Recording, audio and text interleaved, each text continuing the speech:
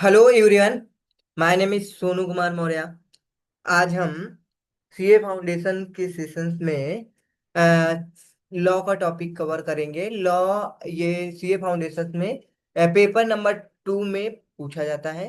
वे इस पे बहुत सारे चैप्टर हैं। जैसे कि आपका कंपनी लॉ, उसके बाद आपका एलएलपी, उसके बाद आपका पार्टनरशिप, और सोगा है, सेल ऑफ गुड्स एक्ट है, और इंडियन कॉन्ट्रैक्ट एक्ट है, निगोशिएबल इंस्ट्रूमेंट एक्ट। ये सारे एक्ट आपको पढ़ाए जाएंगे। अभी हम लोग पढ़ रहे थे, स्टार्ट किए थे पार्टनरशिप एक्ट 1932। ओके, तो अब ये है आपका सेकेंड सेशन उसका, यूनिट 1 का। इसके पहले का टॉपिक हमने पार्ट 1 में कवर करा था। अब हम इसके आगे का इस सेशन में पढ़ेंगे। ओके, तो पार्टनरशिप डिस्टिंक्शन सॉरी, क्या कह रहा है? Partnership distinguished from other forms of organisation.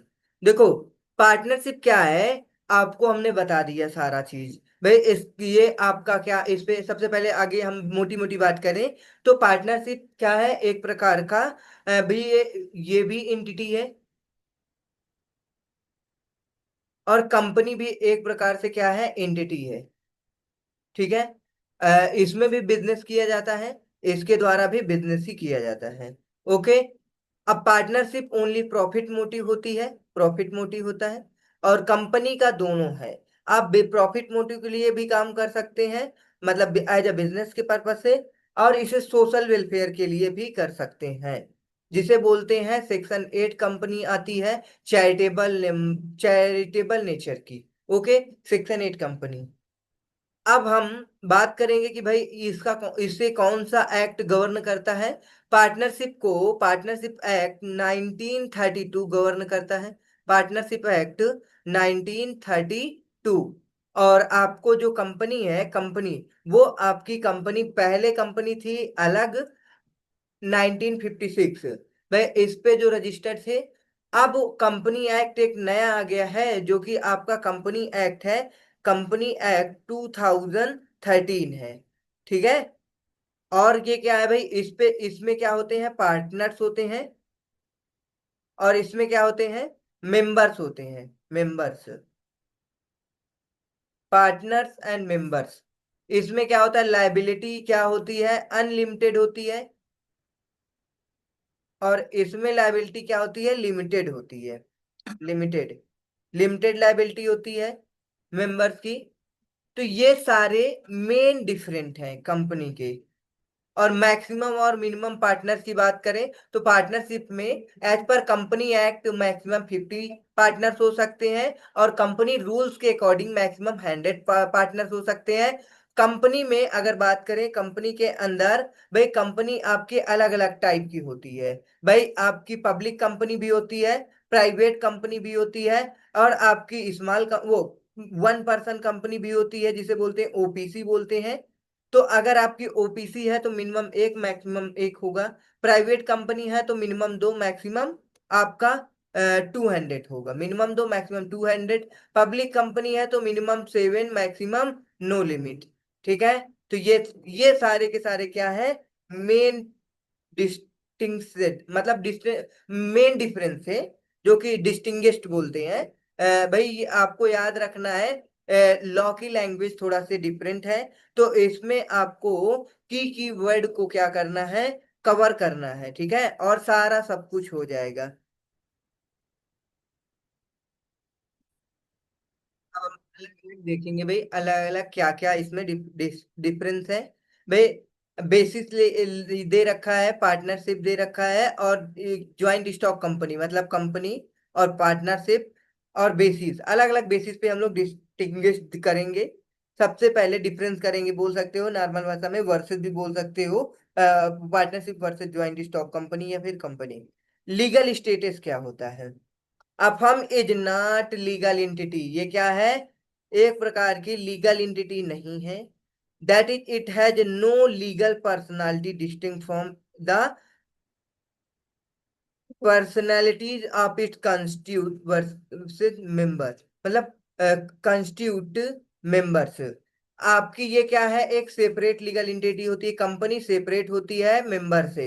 Okay, but partnership separate नहीं होता है। उसके बाद एजेंसी।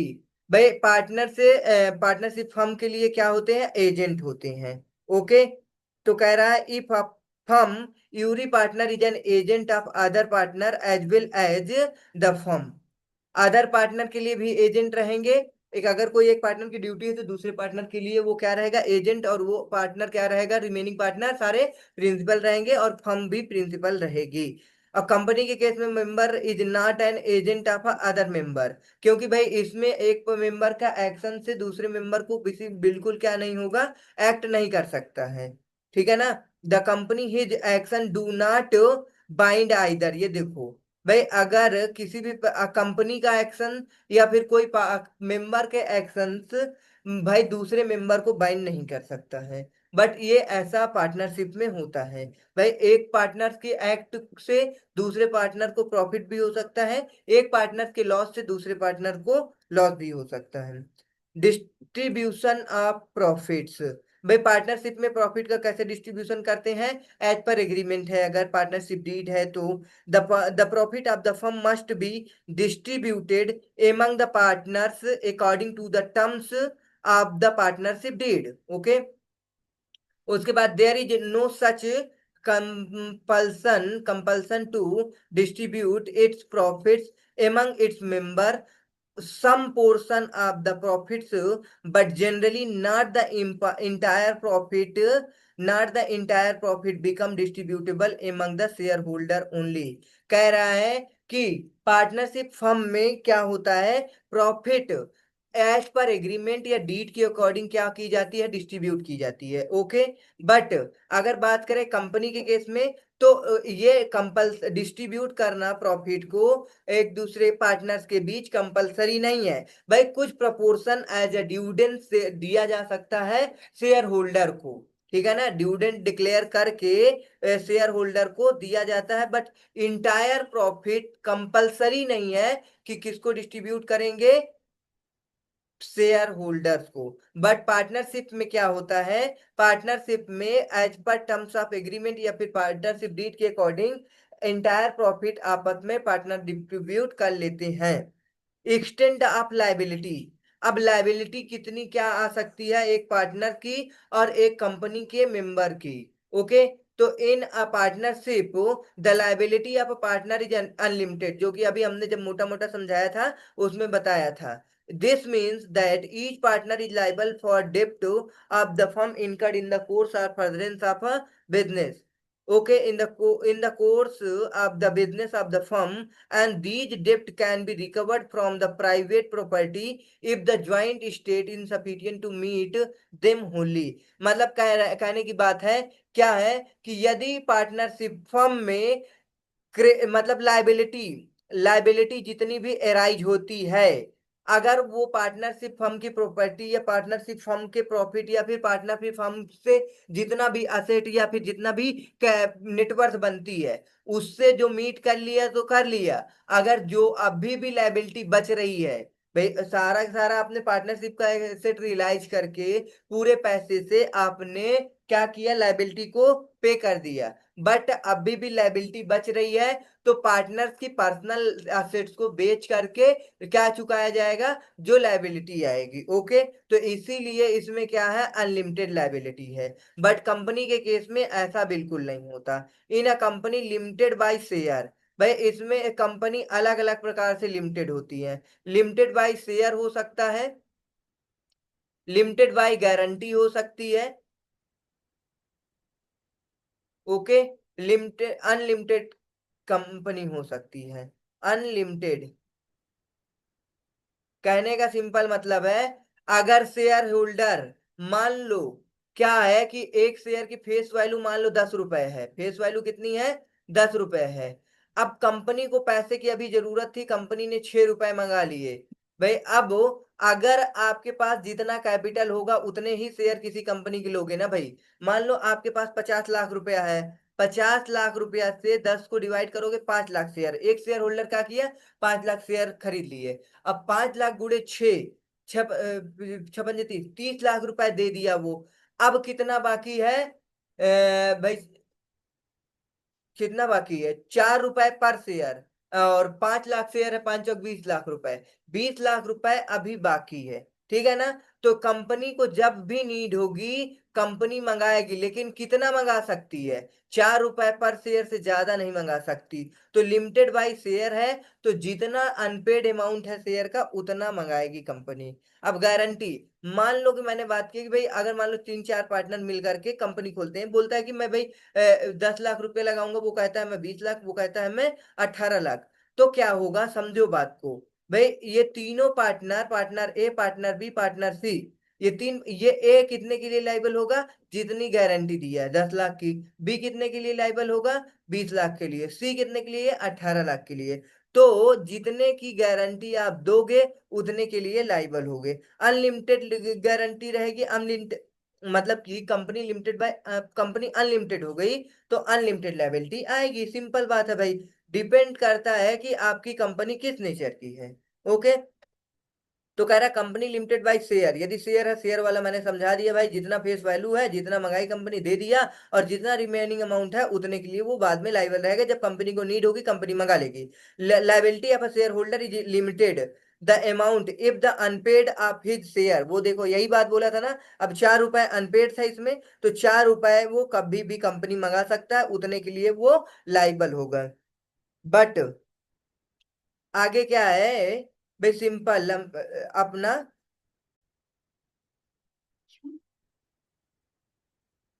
हम्म अगला क्या है? But in the case of guarantee company, यदि आपकी गारंटी कंपनी, मैंने बोला था भाई 3 पार्टनर है, जितने के लिए ये एग्री करेंगे, एग्रीड अमाउंट के लिए वो लाइबल होंगे, amount for which has agreed to be liable. However there may be companies where the liability of a member is limited. ठीक है? ओके। फिर आगे प्रॉपर्टी की बात करेंगे। Partnership property, firms property is that which is the joint state of all the partners as distinguished from the separate, क्या है? separate है। state of any of them, state of any of them, and it does not belong to body distinct in law from its member. Okay. The firm's property is that which is the joint state, all the partners as distinguished from the separate state of any them, and does not belong to body distinct in law from its member। कहने का मतलब है property जो होती है joint state से relate करती है, all the partners as distinguished from the separate state of any of them. सारे के सारे पार्टनर क्या होते हैं? सेपरेट होते हैं, मतलब पार्टनरशिप फर्म के असेट से them. And it does not belong to body distinct in law, ये मतलब कि भाई किसी भी प्रकार की लीगल एंटिटी नहीं है, आप समझो। तो ये क्या होता है? सिंपल कि ये आपकी क्या होती है? सेपरेट होती है। फर्म की असेट सेपरेट होती है, पर्सनल सेपरेट होती है। बट क्या होता है, अगर फर्म की असेट को बेचकर लायबिलिटी मीट नहीं हो पाती तो पर्सनल एसेट को भी बेचा जाता है। In a company its property is separate, भाई कंपनी के अंदर मेंबर और भाई separate from that of its member. भाई जब कंपनी और मेंबर सेपरेट होते हैं तो प्रॉपर्टी कैसे नहीं सेपरेट होगी? Who can receive it back only in the form of dividend, भाई शेयर होल्डर जिनकी कंपनी होती, जो मेंबर होते हैं, वो कैसे कैसे पैसे रिसीव कर सकते हैं? कैसे? आपको पता होना चाहिए कि वो उनको केवल क्या एज अ डिविडेंड मिलेगा। क्या मिलेगा? एज अ डिविडेंड और रिफंड ऑफ अ कैपिटल, या फिर कैपिटल का रिफंड होगा तब पैसा मिलेगा। तो ये था प्रॉपर्टी के बारे में। ओके। ट्रांसफर ऑफ शेयर, अब हम पढ़ेंगे ट्रांसफर ऑफ शेयर के बारे में। कह रहा a share in a partnership can not be transfer without the consent of all the partners. भाई देखो क्या होता है कि सपोज एग्जांपल ले लेते हैं, एक एक पार्टनर क्या है अपना, एक्स है, एक वाई है, एक जेड है।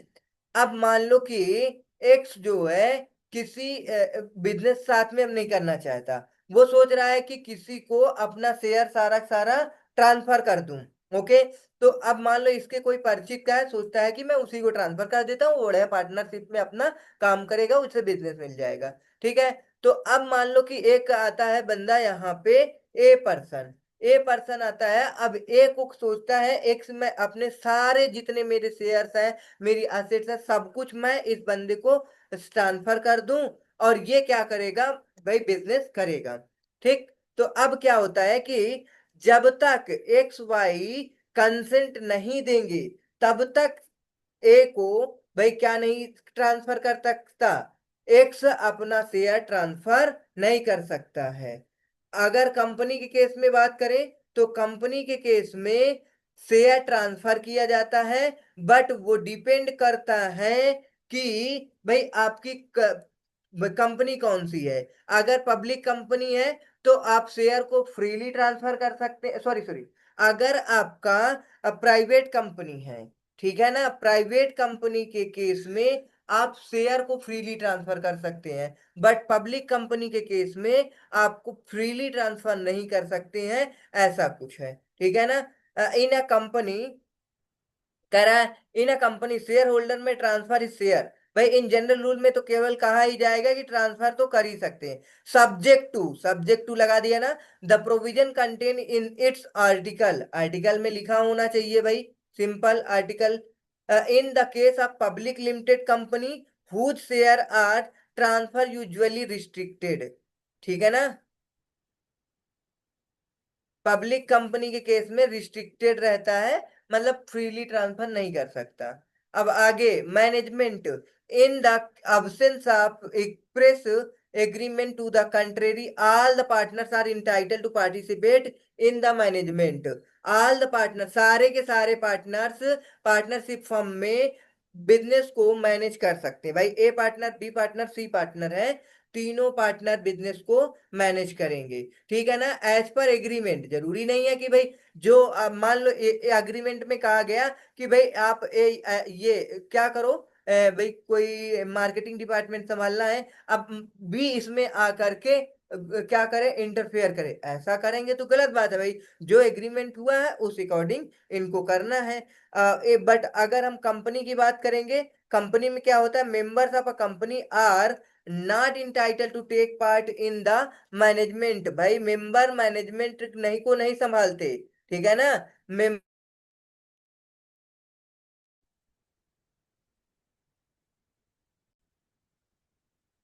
Member of a company, company के मेंबर मैनेजमेंट में भाई ये क्या नहीं करते, टेक पार्ट नहीं लेते, मतलब कि मैनेजमेंट को नहीं संभालते, unless they are appointed as a director, जब तक वो डायरेक्टर को अपॉइंट नहीं करते।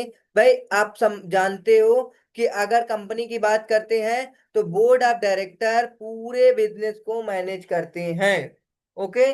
और एलएलपी के अंदर आपका डेजिग्नेटेड पार्टनर मैनेज करते हैं। पार्टनरशिप के अंदर सारे के सारे पार्टनर बिजनेस को मैनेज करते हैं। इन विच केस दे में पार्टिसिपेट मेंबर्स, कह रहा है कि इन विच केस दे में participate members however enjoy the right of attaining general meeting. Members क्या करते हैं, जनरल मीटिंग को अटेन करते हैं, वोटिंग करते हैं कि भाई किसी भी प्रकार के रेजुलेशन, किसी भी प्रकार की डिसीजन लेना है तो उनका कंसेंट, उनका वोट लेना जरूरी है। ठीक है ना। डायरेक्टर आप ऑडिटर, जैसे ऑडिटर को अपॉइंट करना है, तो ये सारे के सारे केसेस में क्या करना होता है, कंसेंट या फिर वोटिंग लेनी पड़ती है मेंबर्स की। रजिस्ट्रेशन, रजिस्ट्रेशन की बात की जाए तो भाई अगर आपकी पार्टनरशिप फर्म में कंपलसरी नहीं है, बट कंपनी की बात की जाए तो बिना रजिस्ट्रेशन के कंपनी एग्जिस्ट ही नहीं करेगी।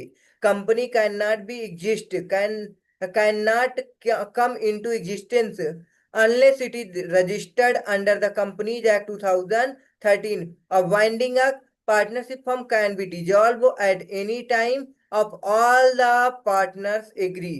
भाई पार्टनरशिप फर्म को आप कभी भी वाइंडिंग अप कर सकते हैं जब सारे पार्टनर्स एग्री करेंगे तब। ओके। बट कंपनी के केस में ऐसे नहीं होता। ठीक है ना। वाइंडिंग अप कर सकते हैं लेकिन उसके लिए आप मन चाहे जब नहीं कर सकते हैं। A company being a legal person is either wind up by the NCLT, national company law tribunal, और its name is struck by the registrar of, अपना रजिस्ट्रार के पास बोल करके मैं बोल registrar of by the registrar of a company. Okay.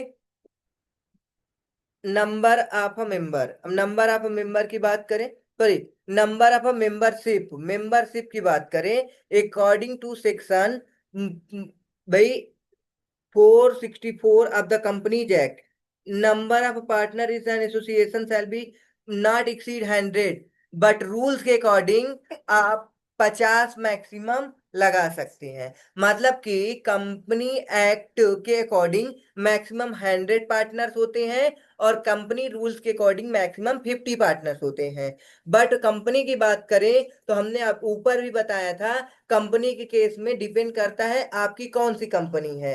अगर क्या है, आपकी प्राइवेट कंपनी है तो मिनिमम 2 मेंबर्स होंगे, मैक्सिमम 200 मेंबर होंगे, 200। और अगर पब्लिक कंपनी की बात करें तो मिनिमम 7 मेंबर होंगे और मैक्सिमम आपका का लिमिट नहीं है। अगर 1 पर्सन कंपनी की बात करें तो मिनिमम 1 मेंबर होगा, मैक्सिमम भी 1 मेंबर होंगे। ओके।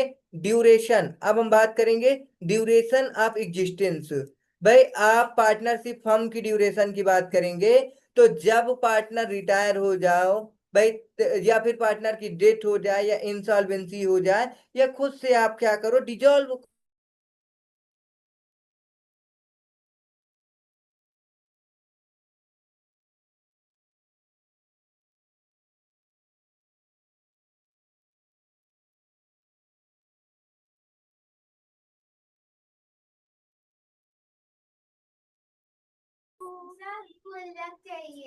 हाँ, क्या चाहिए? ओके।